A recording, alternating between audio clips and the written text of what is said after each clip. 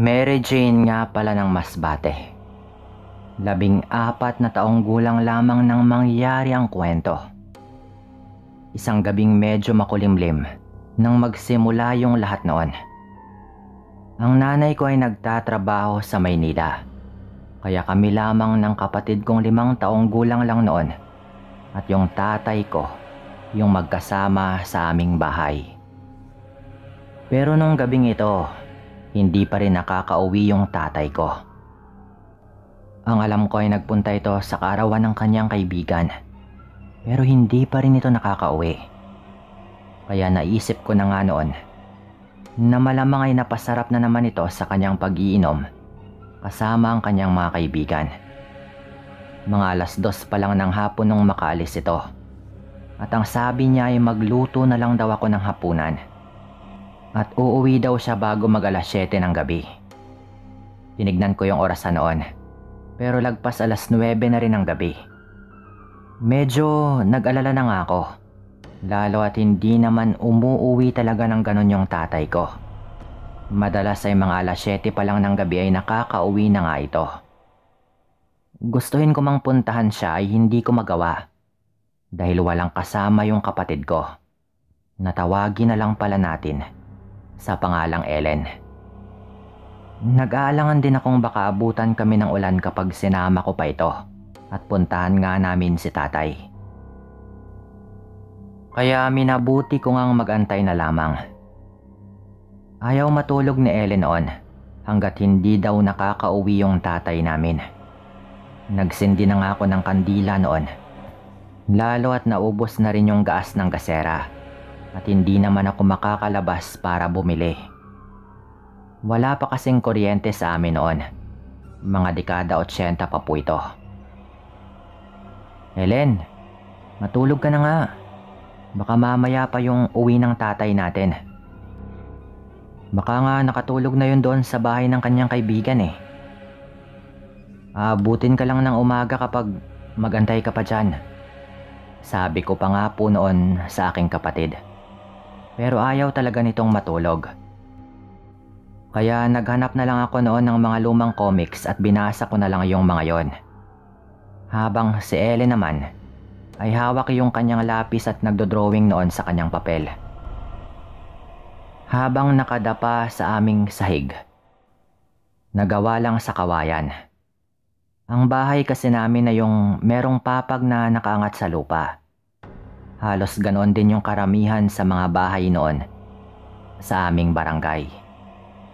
Konti pa lang yung may bahay na bato noon. Maya-maya pa, narinig namin yung boses ni tatay. Parang nagsusuka ito sa may labas ng bahay. Lasing na naman yata yung tatay ko. Pero kahit ganito, ay minsan lang din talaga kung mangyari ito. Hindi naman siya yung tipong araw-araw naglalasing. Matino din naman kung maituturing yung tatay ko kahit na ganon. Meron naman siyang dalang susi ng bahay namin. Kaya hindi na nga ako tumayo sa aking kinalalagyan. Hanggang sa bigla kong narinig na parang biglang napaungol ng mahina yung tatay ko na parang nasaktan. At kasunod nun ay parang merong bumagsak sa lupa. Napalingon na nga ako sa may pinto noon. Ano yun? Si tatay ba yun? Sabi ko pa nga po noon. Tumayo na nga ako noon at binitawan yung binabasa kong comics. Tay, ikaw ba yan? Sigaw ko pa nga po noon. Hindi ko alam pero kinabahan ako bigla. Parang hindi talaga kasi maganda yung aking narinig sa may labas ng bahay, na agad nga akong kinabahan. Narinig ko kasing parang merong natumba na pagulong sa lupa. Nakadalawang hakbang pa lang yata ako noon nang bigla-bigla namang nagsalita yung nasa labas. Boses po yon ng tatay namin. Mary, buksan mo nga yung pinto. Sabi pa nga po nito. Tay, ikaw ba talaga yan? Di ba meron naman kayong dalang susi? Wika ko naman noon. Medyo nakahinga ako dahil okay naman pala yung tatay ko. Pero nag-aalangan pa rin ako. Lalo at kinakabahan nga ako bigla na hindi ko rin talaga maintindihan. Wala dito eh. Nahulog ko yata sa daan ko pa uwi. Dali na. Buksan mo na lang yung pinto at nang makapasok na ako. Wika pa nito sa akin na parang nauubusan na nga siya ng pasensya at nagmamadali. Ako naman ay hindi pa rin makahakbang palapit sa pinto. Lalo at hindi talaga maganda yung aking kutob. Bahagya akong nagulat noon nung biglang hinihila ni Ellen yung aking damit at meron itong tinuturo sa ilalim ng aming bahay. Doon na banda sa may dingding ng aming sala. Bakit ba? Tanong ko noon habang kinakatok na nga ng nasa labas yung pinto. Hindi yan yung tatay natin, ate. Nandito siya sa ilalim. Wika pa nga ng kapatid ko noon na talagang malinaw nang magsalita sa kanyang edad. Sabay turo doon sa ilalim ng sahig. Dumapa ito bigla para silipin ulit at si tatay daw talaga yung naroroon. Dahil may mga siwang yung sahig na makikita mo talaga yung nasa ilalim kapag sinilip mo. Napalunok ako ng laway noon. Parang sandali akong nabingi na hindi ko na muna pinakinggan yung mga katok sa pinto. At yung sinasabi ng nasa labas nakaboses rin nga ng tatay ko. Napadapa rin ako noon katabi ng aking kapatid. At napasilip doon sa ilalim ng bahay. At kahit hindi man klarong-klaro talaga dahil yung ilaw lang ng kandila yung tumatagos doon sa may siwang. Nadahilan nga kung bakit namin naaninag yung nasa ilalim. Pero nakilala ko pa rin agad yon. Si tatay nga yung naroroon na parang walang malay. Grabe yung kaba ko noon. Dahil syempre, Sir Dan, baka napano na nga yung tatay ko at sino naman yung naririnig naming nagsasalita na talagang kaboses rin ni tatay. Ate, maniwala ka. Ito yung tatay natin at hindi siya yung kumakatok. Wika pa nga noon sa akin ng kapatid ko na parang sa kanyang murang edad ay bigla rin itong natakot. Nanginginig ako noon sa takot. Tumatagaktak na yung pawis ko noon. Hindi ikaw yung tatay namin. Sino ka ba? At anong ginawa mo sa tatay namin? Sigaw ko pa nga po noon na nagtatapang-tapangan na lang din. Sandaling katahimikan yung nangyari noon. Mga ilang segundo pa bago kinalampag ng nasa labas yung aming pinto. Pero matibay yung pinto namin noon at ganun din yung mga dingding. Dahil gawa yung mga yon sa makakapal na tabla. Pinapalitan namin yon nung nakapagtrabaho na nga yung nanay ko sa Maynila. Yung sahig lang talaga namin yung gawa pa sa kawayan dahil hindi pa yun napapaayos noon. Buksan niyo sabi to eh. Dali na. Sigaw pa ng nasa labas na parang galit na at umaangil pa po ito. Yung angil pa po noon, parang isang mabangis na hayop na gutom na gutom. Tulong! Tulungan niyo kami! Sigaw ko pa nga po noon sabay kumuha nga ako ng itak. Subukan mong pumasok at tatagain kita. Sabi ko pa nga po noon. Na talagang gagawin ko kung sakaling kailangan. Nakayakap sa akin yung kapatid ko noon habang naroroon na kami sa may likod banda ng pinto. Hawak-hawak ko yung itak na inaangat ko nga at nakatutok lamang sa pinto. Hanggang sa tumigil po yung nasa labas at hinding-hindi ko makakalimutan nung lumipat yon sa bintana. At doon ko na nga nakumpirma mismo na hindi talaga yun yung tatay ko. Isa yung nakakapanindig balahibong nilalang na halos hindi ko maipaliwanag. Sa tindig nun, halatang lalaki pero napakaitim ng kanyang balat at nakakapangilabot yung kanyang mapupulang mga mata. Yung bintana kasi namin ay yung tipong merong mga butas na makikita talaga yung nasa labas. Nagkataon pa na wala kaming nailagay na kurtina noon. Grabe yung sigaw namin noon ng aking kapatid. Pareho pa kaming babae. Habang napangisi naman yung nilalang nang makita po nito kaming halos maiyak na sa takot. At parang babaklasin na rin po nito yung bintana. Lalo at mukhang mas posible nga niyang magawa yon kaysa pilitin niyang buksan yung matibay na pinto. Wala pa naman kaming kapitbahay noon, kaya't lalong nakakatakot yung mga nangyayari. Pero bigla na lamang napalingon yung nilalang noon, doon sa may kalsada, na parang bigla itong naalerto. Mukhang may napansin ito, o mukhang may tao doon dahil nakita ko yung pagkadismaya sa nakakatakot nitong mukha nung bigla siyang mapalingon doon. At walang ano-ano ay nagmamadaling umalis yung nilalang na iyon. "Tulungan niyo kami!"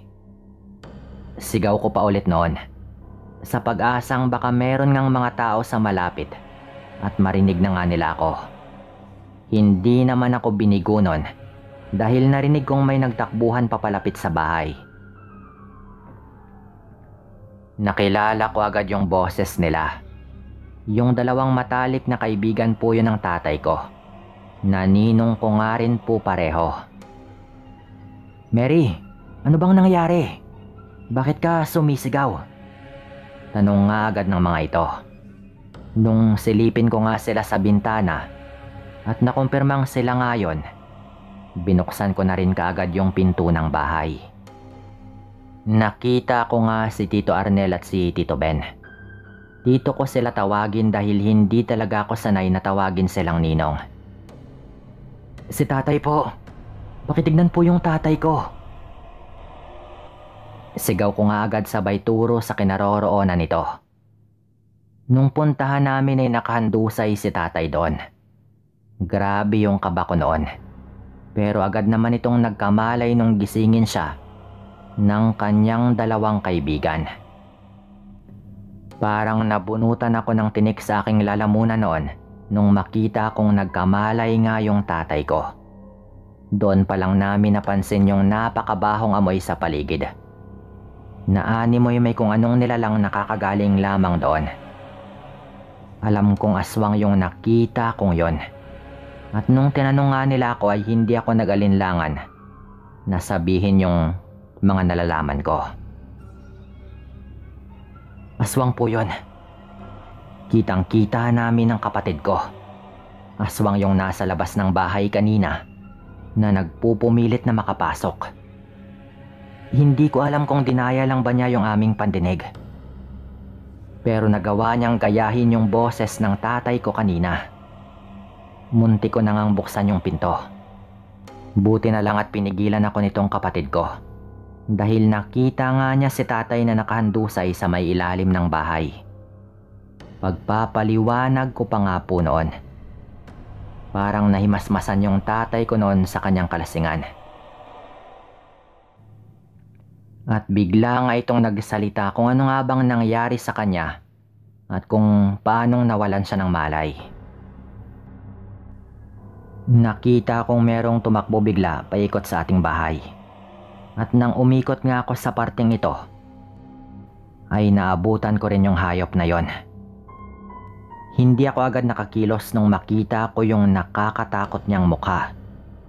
Malakas rin siya, na isang hampas lamang niya sa ulo ko at agad nga akong bumulagta. Lalo at nakainom rin ako at nahihilo naman una pa lang. Pagpapaliwanag nga ng tatay ko noon. Yun siguro yung narinig ko noon na parang biglang merong natumba sa lupa.